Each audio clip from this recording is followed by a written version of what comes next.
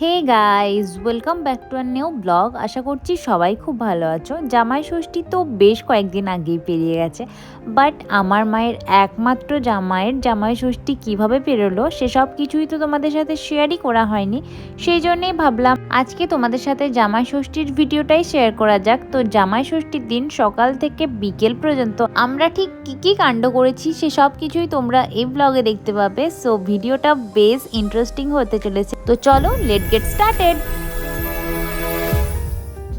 জামাই ষষ্ঠীর দিন জামাইয়ের সকালটা শুরু হয়েছিল ঠিক এভাবে, সোফায় একদম আয়েশ করে বসে 1 কাপ ধোয়া ওঠা গরম চা, তার সাথে কিছু টা দিয়ে। আর চা খাওয়ার পরেই আমাদের যেটা খেতে হবে সেটা হলো ব্রেকফাস্ট। তো মা এখানে ভাজতে বসে গেছিল লুচি, আর মাকে হেল্প করে দিচ্ছিল কিন্তু বৌদি। আহা, লুচিগুলো দেখছো কত ফুলকো ফুলকো আর নরম নরম হচ্ছে, দেখেই মনে হচ্ছে কত না টেস্টি। আর সত্যি কথা বলতে মায়ের হাতের প্রত্যেকটা জিনিস খেতেই কিন্তু সেই অপূর্ব লাগে। অ্যান্ড মেনলি মায়ের হাতের জিনিস খেতে না পাওয়ার দুঃখটা একমাত্র মেয়েরাই বুঝবে। তো লুচি তো এদিকে প্রায় কমপ্লিট হয়ে গেছিল, আর তার সাথে হয়েছিল কিন্তু কুমড়ো আলু সবজি। তোমরা লুচি দিয়ে কে কে কুমড়ো আলু সবজি খেতে ভালোবাসো আমাকে একটু কমেন্টসে জানিও তো, আমার তো হেব্বি লাগে। তো ফাইনালি এবার আমরা বসেই পড়ে গেছি ব্রেকফাস্টের থালা নিয়ে। আর এদিকে আমার হাজব্যান্ডকে বললাম তুমি একটু খেয়ে রিভিউটা দাও কেমন হয়েছে। ও তো জাস্ট খেয়েই গেল, কোনো রিয়্যাক্ট করলো না যে আদৌ কেমন হয়েছে না হয়েছে। তারপর আমি নিজেও ট্রাই করেছিলাম, আর খেতে সত্যিই ভালো হয়েছিল। যেহেতু অনেক দিন পর এই কম্বিনেশনটা খেয়েছিলাম, তো খেতে অবভিয়াসলি ভালো লাগছিল। অ্যান্ড যেই না আমি ভিডিও করতে স্টার্ট করেছি, আমার ছানা দুটো তো নেচেই অস্থির। অ্যাকচুয়ালি অনেক দিন পর লুচি পেয়ে ওরাও কিন্তু ভীষণ খুশি। দেন যে রান্নাবান্নাগুলো বাকি ছিল সেগুলোই সবাই মিলে হাতে নাতে করে নিচ্ছিলাম আর কি। তো বৌদি এদিকে মাটন কষছিল, আর আমি এদিকে বসিয়ে দিয়েছিলাম সর্ষে ইলিশ ভাপা। অ্যান্ড এটাকে দেখে তো ডেলিশিয়াস লাগছেও, খেতেও সেই লেভেলের হয়েছিল। তারপর এইদিকে ভাজাভুজি চলছিল, আর এরই ফাঁকে আমার বৌদি কিন্তু ফাঁকি মারার জন্য ফোন নিয়ে বসে পড়ে গেছে। যদিও তখনও আরও অনেকগুলোই রান্নাবান্না বাকি ছিল, পোলাও বাকি ছিল, চাটনি বানাতে বাকি ছিল। তো তারপর রান্নাবান্না সারার পর আমার হাজব্যান্ড নিয়ে এসেছিল আমুলের ফ্যামিলি প্যাকেট একটা আইসক্রিম, আর এটা মেবি বাটারস্কচ ফ্লেভারের ছিল। আর আইসক্রিমটা দেখে আমার জাস্ট মুখের হাসিটা দেখো, ও ওয়াও, সেই ছিল। এত গরমে রান্না বান্না করার পর এরকম ঠান্ডা ঠান্ডা আইসক্রিম খেতে আশা করি সবারই ভাল লাগে। এত গরমের মধ্যে আনতে আনতেই যদিও বেশ খানিকটা গলে গেছিলো, বাট তারপরেও আমি কেটে কুটে নিলাম সবাইকে দেবো বলে। আর দেখো ফার্স্টে তো চাকু দিয়ে উঠাতে গেছিলাম, বাট ওই যে ভেঙে গেল একটু, সেই জন্যই চামচ দিয়ে তুলে তুলে দিচ্ছি। তারপর সবাইকে দেওয়ার পর আমি নিজে বসে পড়ে গেছি আইসক্রিম নিয়ে রিভিউ দেবো বলে। আর দেখো আমি খেতে খেতেই কিন্তু রিভিউ দিই।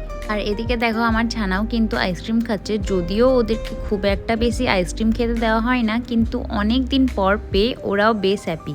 আর বাড়িতে যদি আইসক্রিম আসে কোকোর চাই চাই, দেখো ও কতটা চেটেপুটে আইসক্রিম খাচ্ছে।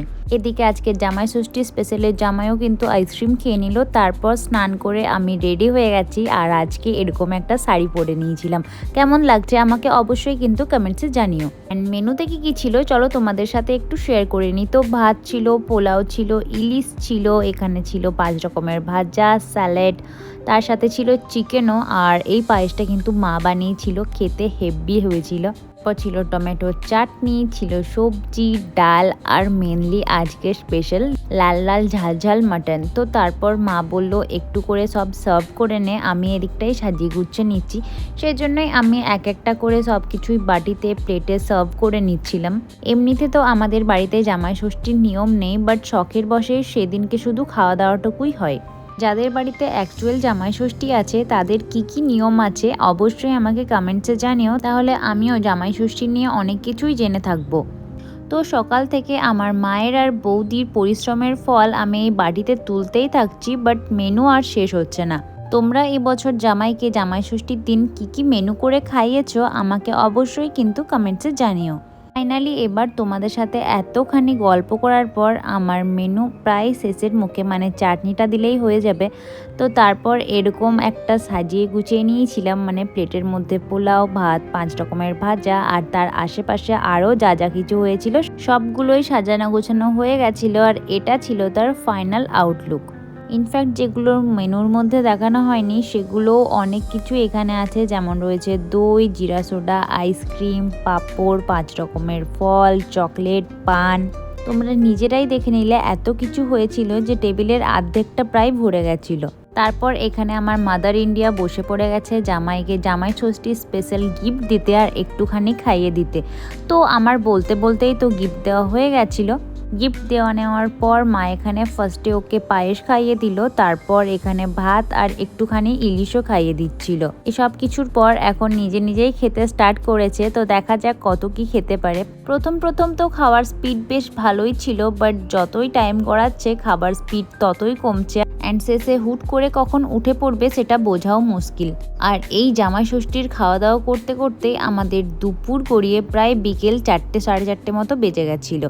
আর ক্যামেরা নিয়ে বেশি ডিস্টার্ব করবো না, এক মনে খেতে দিই। ব্লগটাও তাহলে আজ এখানে এন্ড করছি। কেমন লাগলো তোমাদের জামাই ষষ্ঠীর স্পেশাল ব্লগ অবশ্যই কিন্তু কমেন্টসে জানিও। আর এখনও যারা চ্যানেলটিকে সাবস্ক্রাইব করনি প্লিজ ডু।